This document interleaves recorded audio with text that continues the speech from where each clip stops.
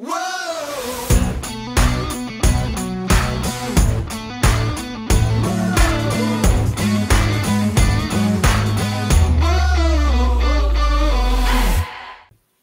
everyone, to the What's Our Verdict podcast. I'll be your host, the real Ginge, Mattson, with my co-host, Alec. Woo, let's get it. We, as you all know, are continuing our theme of August for Mel Brooks directed movies. This week, we are bringing you a Alec pick, his second pick of the month, Spaceballs. It's been a good month for me. Real good. 2 for 2.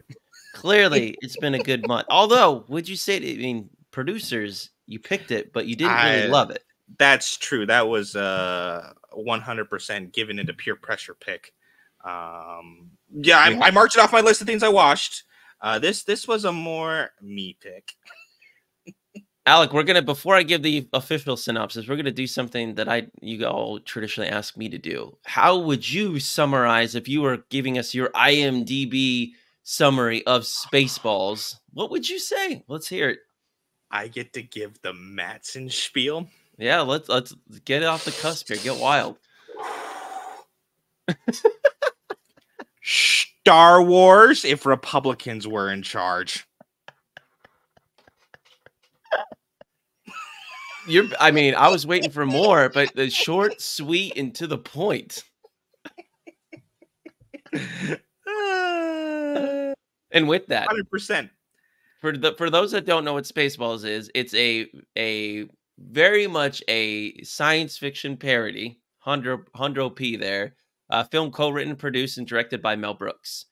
This film is a spoof of a popular science fiction franchise. It's so funny to see that written about Star Wars. It follows the adventures of Lone Star and his sidekick Barf as they attempt to rescue Princess Vespa from the evil clutches of Dark Helmet and President Scroob. Mel Brooks is President Scroob and Yogurt. Bill Pullman as Lone Star. John Candy as Barf. Rick Moranis as Dark Helmet. Daphne Zuniga as Princess Vespa. Dick Van Patten as King Roland, George Weiner as Colonel Sanders, and Joanne Rivers as the voice of Dot Matrix. And with that, Alec, again, this was your pick, so tell us more. I love Spaceballs.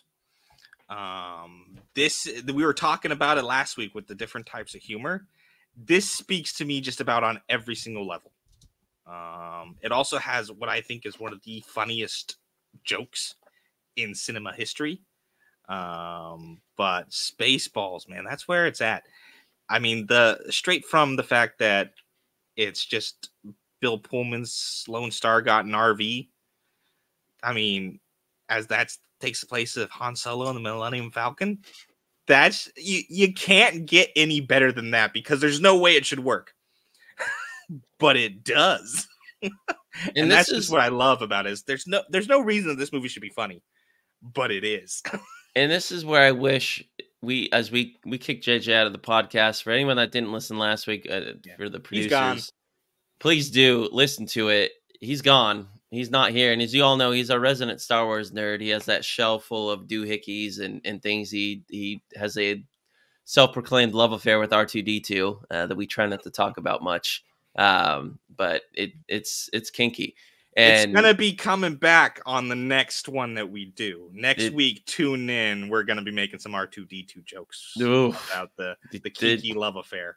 I don't know if they're ready for that, but it would be good to have his perspective because he cares about Star Wars so much. And I think Alec and we like Star Wars. We're just average fans. I'm not crazy, but I've always wondered, and I have to ask him, like, how does a super Star Wars fan feel about Spaceballs? Because there's so many. I mean, clearly it's written to be a parody of that, but I just always wanted to kind of get his perspective. So we'll have to, I don't know, JJ will have to release some short on our YouTube channel or something for people to hear his unsolicited opinion, if and when he ever comes back. Yeah, we're unsure.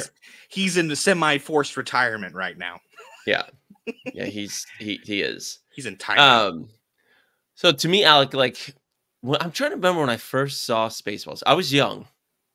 I don't remember how like I want to understand like when did you see this? Like what do you because clearly that's a big factor. I don't know if it's nostalgia for you, but I want you to set the scene. I was old. Really? I saw it at college for the first time. Wow. And it didn't hit very well when I first saw it in college. But as I kind of went more and more psychotic, it became funnier and funnier, and it got to the point where I was just like, this is just beautiful. It was weird.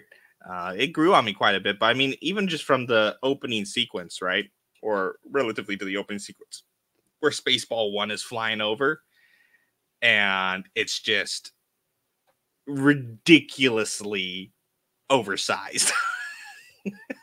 And you think this thing is done like 6 or 7 times, and there's just more spaceship coming.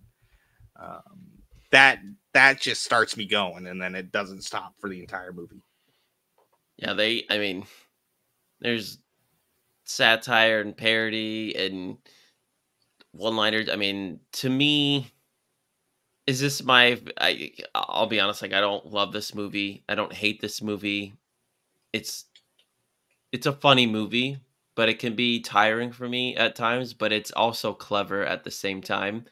Um, but when they some of the stuff that they make fun of, sorry, you talk about the ship thing, or one of my favorites is one of my most iconic things is I see your Schwartz is as big as mine.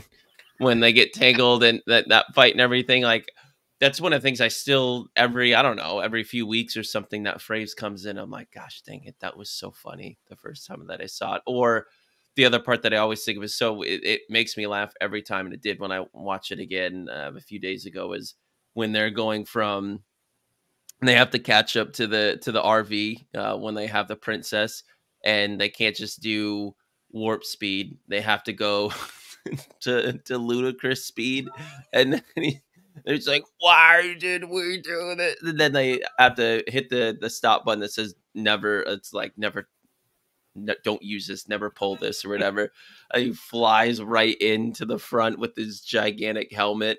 That scene is so funny to me. Or like when they're going so fast that they're in plaid instead of like it's like they're in plaid. Like it's so stupid, but it's so funny. Um, those are the parts of the movie that hit really well. But there's some of the like the dot matrix, their version of C3PO. I freaking hate her so much. So annoying, so stupid. And there's some other characters like that that are just really dumb. But I again, a very clever moment when Pizza the Hut dies because it ate its like so dumb, but so funny. So it's so good. It's so good. Like I crack up all the time when we first meet President Scroop, right? And it's like he gets ready to be beamed over to the different area, whatever, of his complex, and they beam him in backwards, and so try it again.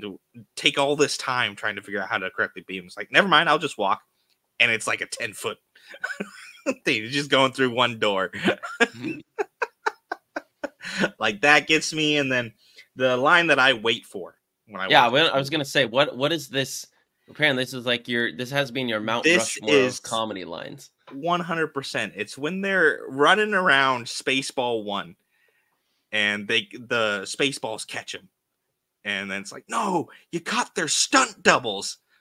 And you have the guys turn around, Princess Vespa's stunt doubles just smoking a cigar.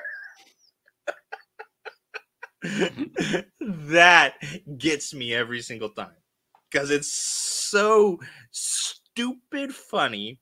The biggest amount of like plot armor ever is the heroes escape from the bad guys because the bad guys caught the stunt doubles.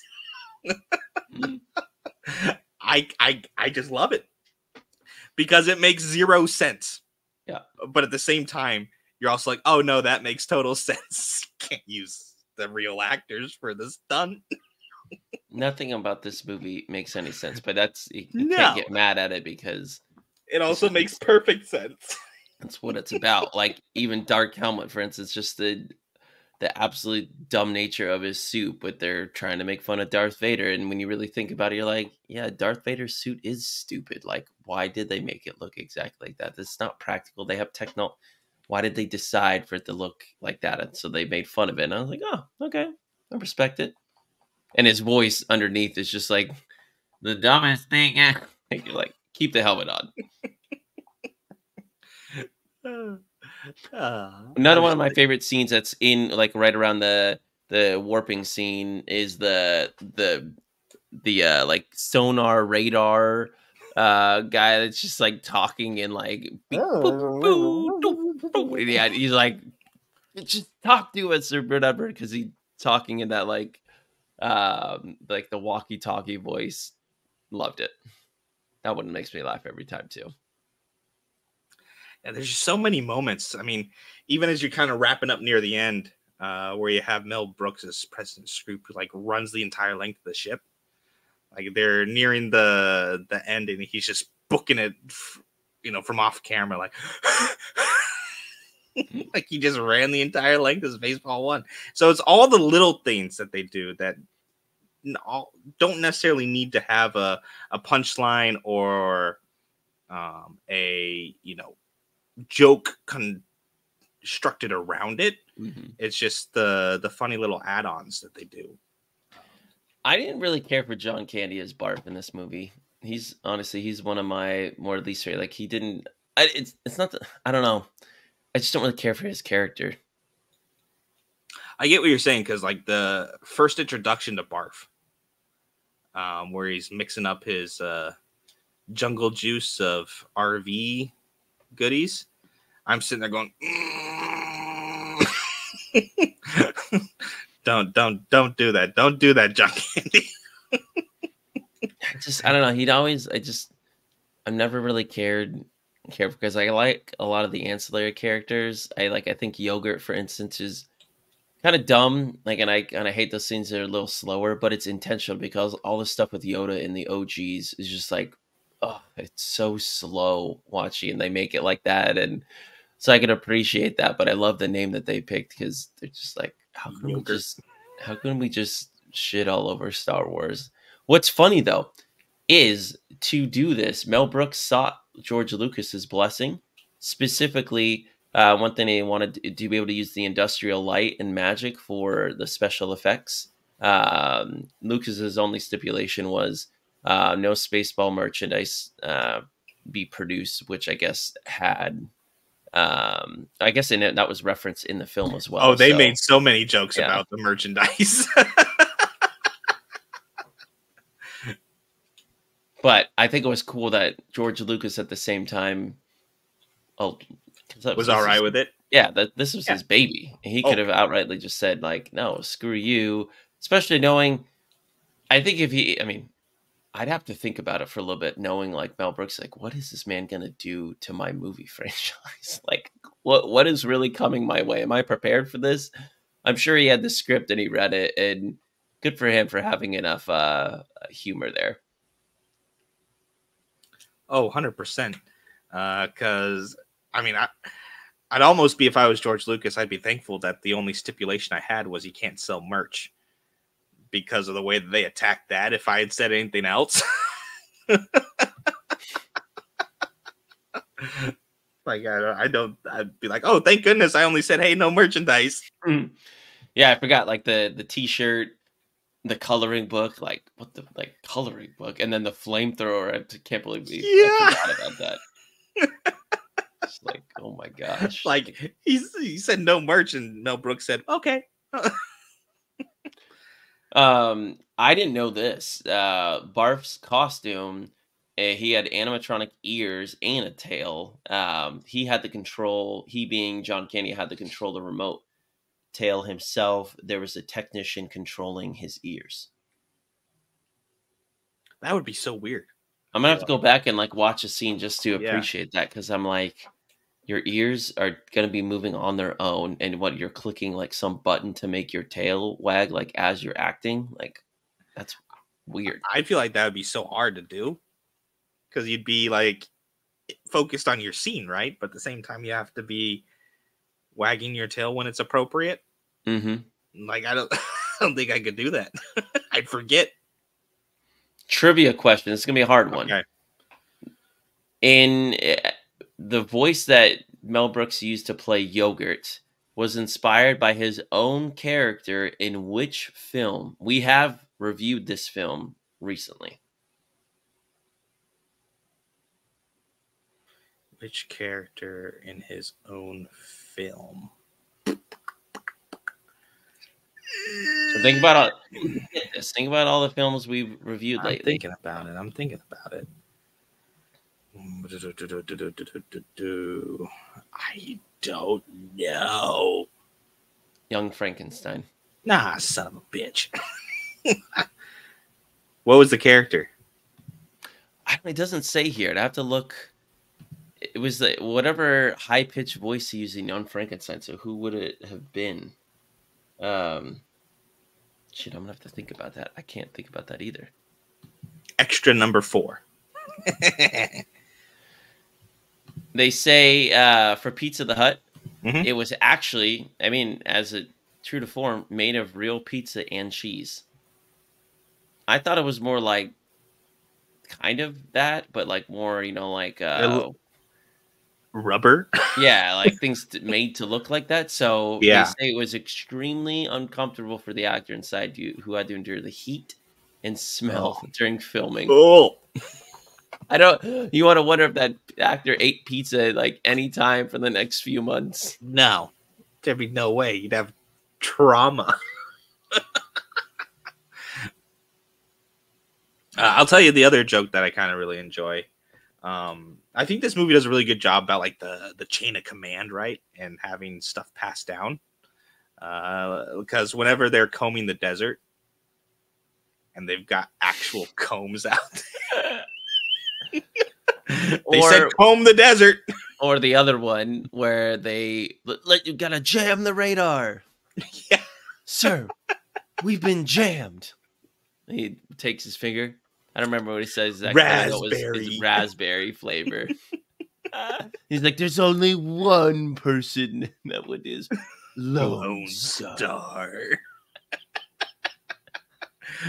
But the whole the higher up said to comb the desert, so we're gonna comb the desert.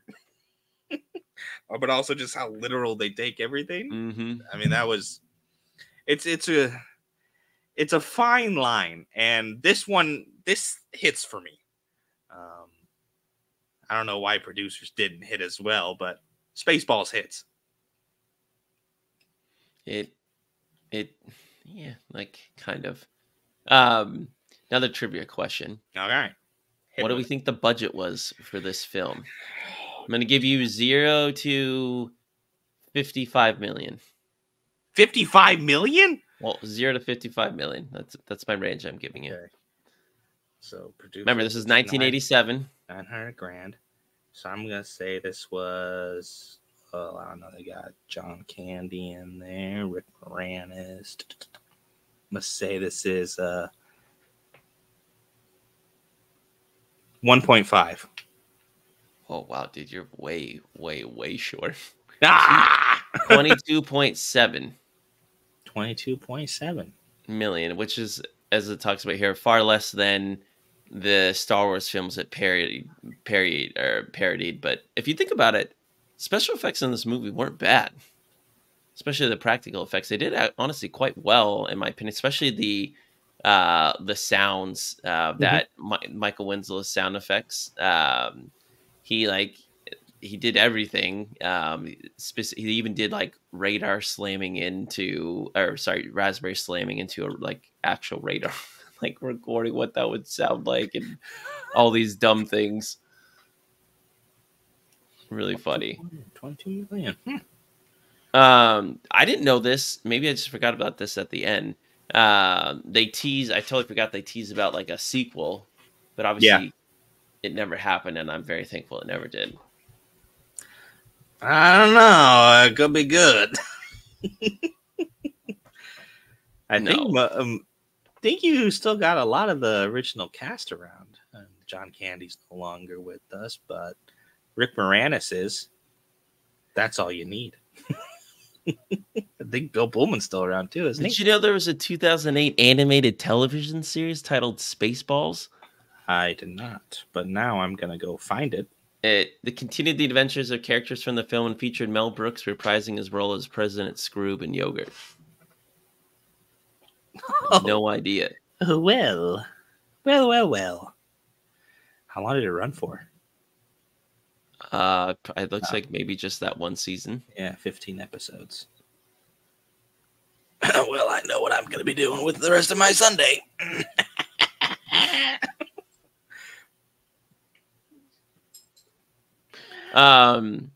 What else was I going to say about this?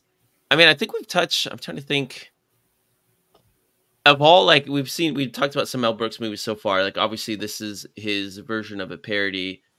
I think for what he was trying to go for, like making fun of every aspect that was important to a Star Wars fan, he did a great job. Like all the iconic things from the Millennium Falcon to the ships being overly large to the C-3PO and machine characters like that to Jabba the Hutt to like all these things, like just to lightsabers and the Force and Yoda being this weird character that's wise, like really did it. I mean, in terms of that, like being able to make fun of such a amazing universe and tackling it through a movie, like great job.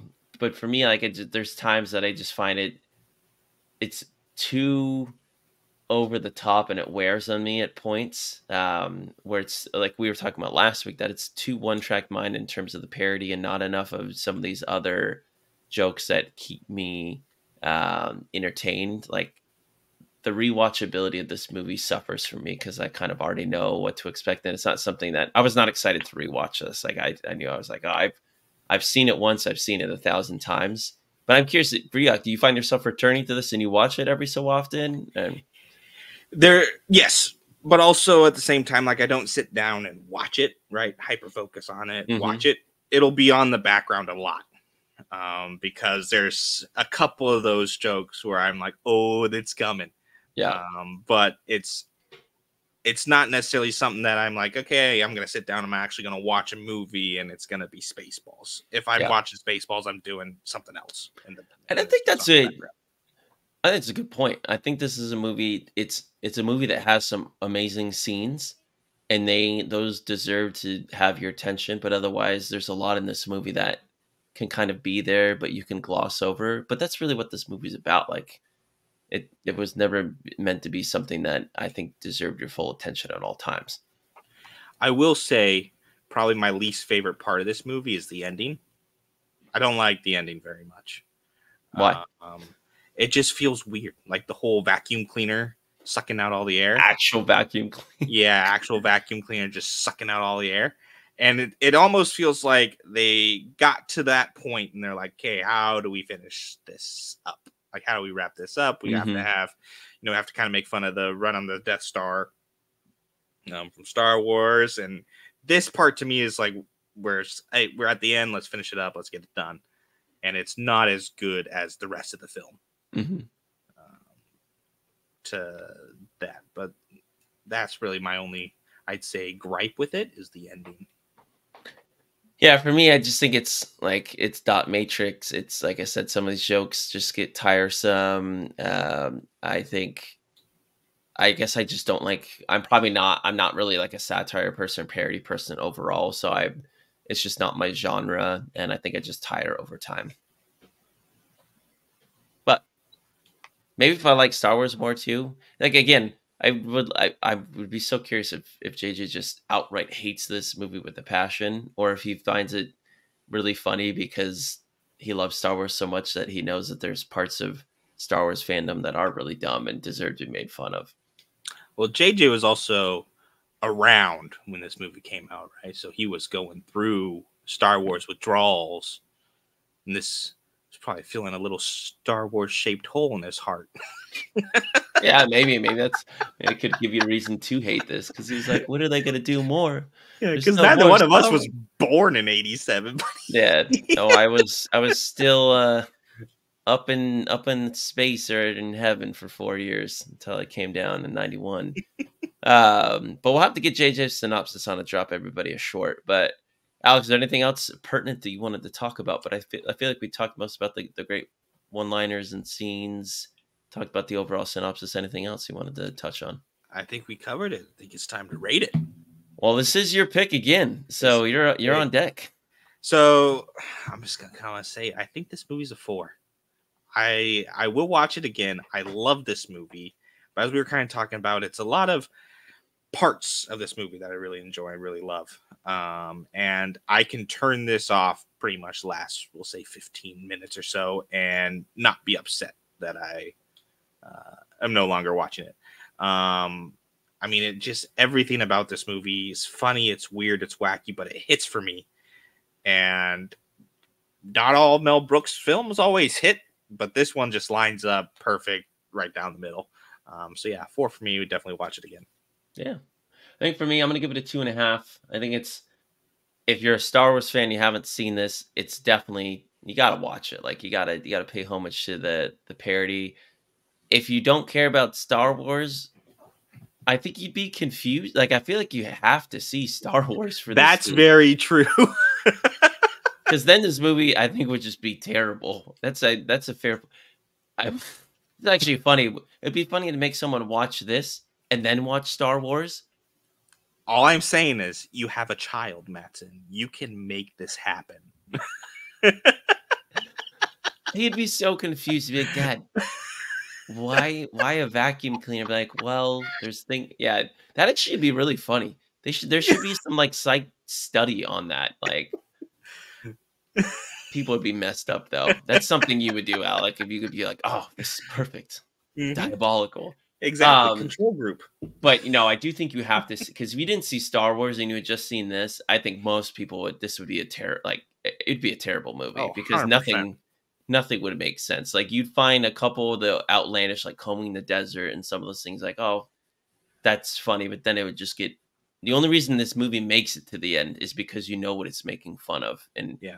But I've said it before. Like I think I'm just not the person that is a kind of parody satire individual overall. So the movie, while I can appreciate the humor and what it's making fun of, at some point I kind of get exhausted. But it's like I told Alec, this is a movie with great scenes and it deserves to be watched at least once because of that. Then after that, like if it was on, would I probably watch with people? Sure, because it's a movie that's also funny with other people, but it's not something I'll find myself turning on by myself.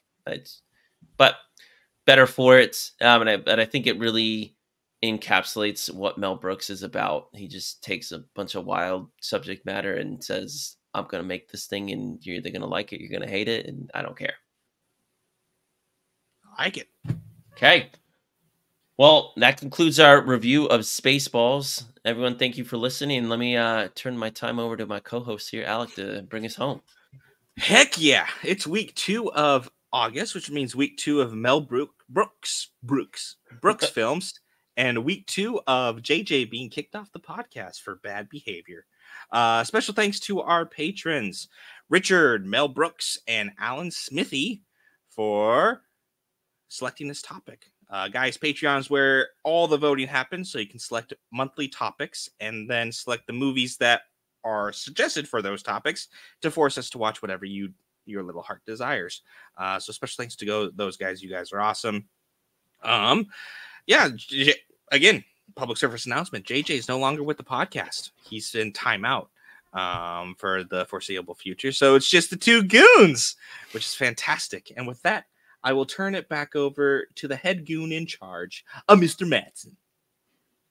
Thanks, Alec. Well, with that, we will sign out here and we'll catch you later. Bye. Hasta la vista, baby.